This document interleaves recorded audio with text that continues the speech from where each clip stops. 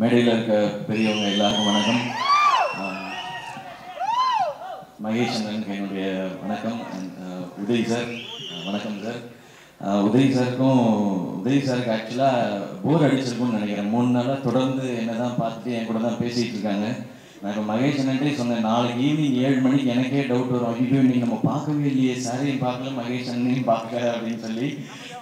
But ஒவ்வொரு முறையும் சந்திக்கும் பொழுதும் அதே ஒரு ஆசையான அந்த ஸ்மைல், அந்த வார்த்தைகள், அந்த பண்பான இது எல்லாமே எவ்ரி டைம் அதை கற்றுக்கிற மாதிரியே தான் இருக்குது. உதய் சார், உங்களுடைய ஒர்க் எவ்வளோன்னு எல்லாருக்குமே தெரியும். நான் வந்து சினிமா துறைக்குள்ளே இருந்துட்டு ஒரு 2-3 வேலைகளை பார்க்கும் பொழுதே அவ்வளோ நேரம் தேவைப்படுது.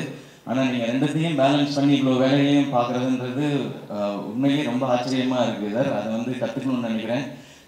பட் ஆனால் அது உங்களுக்கு ஹெரிடிட்ரியிலே இருக்குதுன்னு நினைக்கிறேன். இப்போ எங்கள் ஃபேமிலி ஹெரிடிட்ரிலாம் சுகர் தான் இருக்கும். ஆனால் சாரோட ஃபேமிலி ஹெரிடிட்ரி எடுத்தால் அந்த சுறுசுறுப்பு இருக்குது. ஸோ அதை பார்க்கும்பொழுது ரொம்ப ஆச்சரியமாகவும் ரொம்ப சந்தோஷமாகவும் இருக்குது. இந்த நிகழ்வில் கலந்துக்கிட்டதும் எனக்கு சந்தோஷம். உதய் சார் அன்னைக்கு டான் ஃபங்க்ஷனில் வந்து ஜாலியாக சொல்லிட்டு போயிட்டாங்க, சிவா தான் டான்னு சொல்லி. எல்லாரும் அந்த சீரியஸாக எடுத்துக்கிட்டு எனக்கு உங்களுக்கு எப்படி இருக்குது, நீங்கள் டானாக ஒரு ஃபீல் பண்ணுறீங்களே அப்படின்போது எனக்கே இப்போ ஒரு பெரிய கருப்பு கலர் கார் வாங்கி ஒரு கண்ணாடிலாம் போட்டுக்கிட்டு ஜாலியாக போகணும் போல அந்த மாதிரி ஒரு ஃபீல் இருக்குது. அது ஒரு ஜாலியாக சொன்ன பதிவு. ஆக்சுவலாக டான் வந்து உதயநிதி சார் தான்.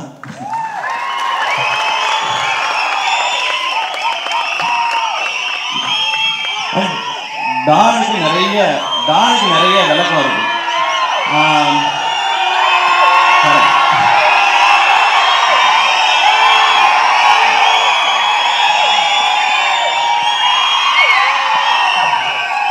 கையில ஆயுதம் வச்சிருக்கவங்கள டானுன்னு சொல்லலாம், மனசுல தைரியம் வச்சிருக்கவங்களே டானுன்னு சொல்லலாம். நான் அந்த வகையில சொல்றேன். நான் சார் எனக்கு இத்தனை வருடங்களில் ஒவ்வொரு முறையும் சந்திக்கும் பொழுதும் அவங்க எனக்கு கொடுத்ததெல்லாம் நம்பிக்கையும் கான்ஃபிடென்ஸும் மட்டுமே, பாசிட்டிவான விஷயங்களை சொல்லுவாங்க. அதுக்கு நன்றி சொல்லணுன்றதுக்காகவும் இந்த நிகழ்வுக்கு வந்தேன். நெஞ்சுக்கு நீதி ரொம்ப பவர்ஃபுல்லான டைட்டில். கேஜிஎஃப் ஸ்டைலில் சொல்லணும்னா powerful people make powerful films, அந்த மாதிரியான படம் இது. அருண்ராஜா ஃபர்ஸ்ட் இந்த ஐடியாவை சொல்லும் பொழுது ரொம்ப எக்ஸைட்டிங்காக இருந்தது. எனக்கு ரீமேக் பண்ணுறதுனா ஒரு பயம் உண்டு, அதே மாதிரி எடுக்கணுமா இல்லை அதை கொஞ்சம் மாற்றி எடுக்கணுமான்ற பயம் இன்னமும் இருக்குது. நிறைய ரீமேக் படங்கள் வரும்பொழுது தான் நான் பயந்து இல்லை நான் பண்ணலன்னே சொல்லியிருக்கேன்.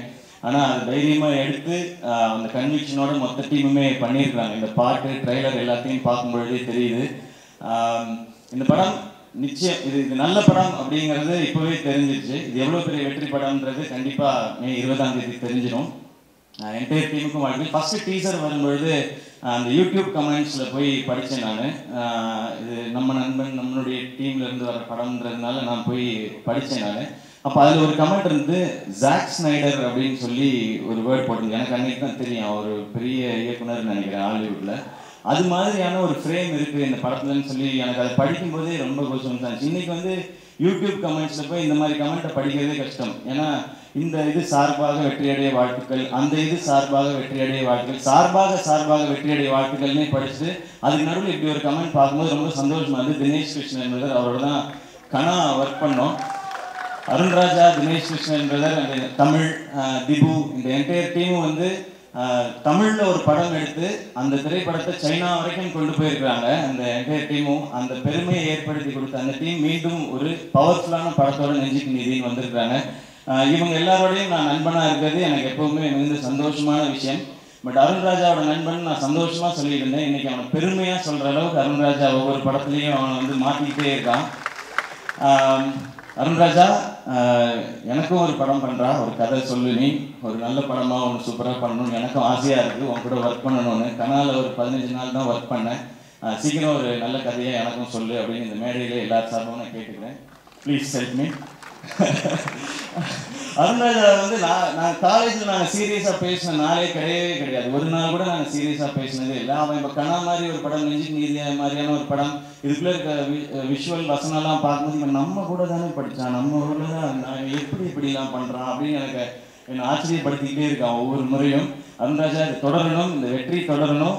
அண்ட் நீ இனிமே உன்னுடைய வாழ்க்கையில் நீ எவ்வளோ பெரிய விஷயத்த இழந்திருக்குன்னு தெரியும். ஆனால் இனிமே உனக்கு கிடைக்க போகிற கைத்தட்டல்களில், உன்னுடைய வெற்றியில், உன்னுடைய ஒவ்வொரு அசைவுலையும் சிந்து கூடவே இருப்பாங்க. எனக்கு எனக்கு அந்த நம்பிக்கை இருக்குது. நான் இன்னைக்கு வரும்பொழுது ரொம்ப டிஸ்டர்ப்டாக தான் இருந்தேன். ஏன்னா எங்கள் வீட்டில் யாருடைய படம் ரிலீஸ் ஆகுது, யாருடைய நிகழ்வுனாலும் ஃபஸ்ட் ரெடி ஆகிறது எங்களோட சிந்து சிஸ்டர் தான். ஆனால் அருண்ராஜா உன் கூட அவனுடைய வெற்றியில் அவங்க நிச்சயம் இருப்பாங்க. அண்ட் அந்த டைமில் அருண்ராஜாவுக்கு பக்கபலமாக உறுதுணையாக இருந்தது உதய் சார். அதுக்கு மீண்டும் ஒரு முறை நன்றி சொல்லிக்கிறேன் சார். இந்த அருண்ராஜாவுக்கு வந்து நான் லைஃப்பில் அது பண்ணிடணும் இது பண்ணிடணுன்றது பெரிய கனவுகள் எல்லாம் சொல்லி நான் பார்த்ததில்லை. ஆனால் செய்கிறத கரெக்டாக செஞ்சிடணும், சரியாக செஞ்சிடணும். நண்பர்களை சேர்த்துக்கிட்டு செய்கிற எந்த ஒரு விஷயமும் பெரிய வெற்றியில் தான் போய் முடியும். அந்த வகையில் இந்த நெஞ்சுக்கு நீதியும் பெரிய வெற்றியில் தான் முடியும். தமிழோட பவர்ஃபுல்லான வசனங்கள், யுகபாரதி சாரோட பவர்ஃபுல்லான லிரிக்ஸ்.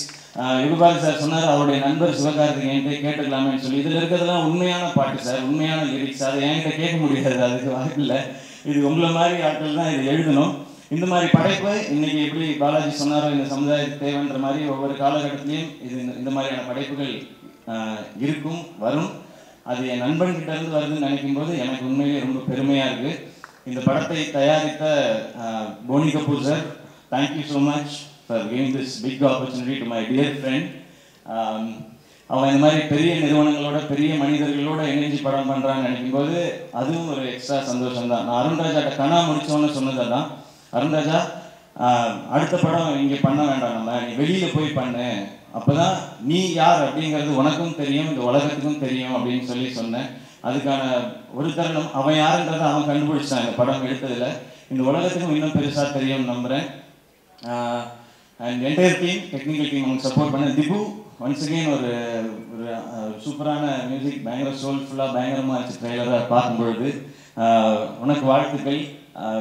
அண்ட் இந்த படத்தில் ஒர்க் பண்ண தானியா, சிவானி எல்லாருக்கும் என்னுடைய வாழ்த்துக்கள். Art director and stunt master எல்லாருக்கும் என்னுடைய வாழ்த்துக்கள். இந்த படம் நிச்சயமாக எல்லாருக்கும் பெரிய பெயரையும் பெரிய வசூலையும் நிச்சயமாக பெற்றுத்தரும். And once again Uday sir, இந்த டீமுக்கு நீங்கள் கொடுத்த கான்ஃபிடென்ஸுக்கும் எல்லா டைம்லையும் நீங்கள் கொடுத்த சப்போர்ட்டுக்கும் மீண்டும் நன்றி. உங்களுக்கு இன்னும் நிறைய வெற்றிகள் தொடர்ந்துட்டே இருக்கணும் சார். வாழ்த்த முடியுமான்னு தெரியல, பட் அந்த ஆசையை நான் இங்கே பதிவு பண்ணிக்கிறேன்.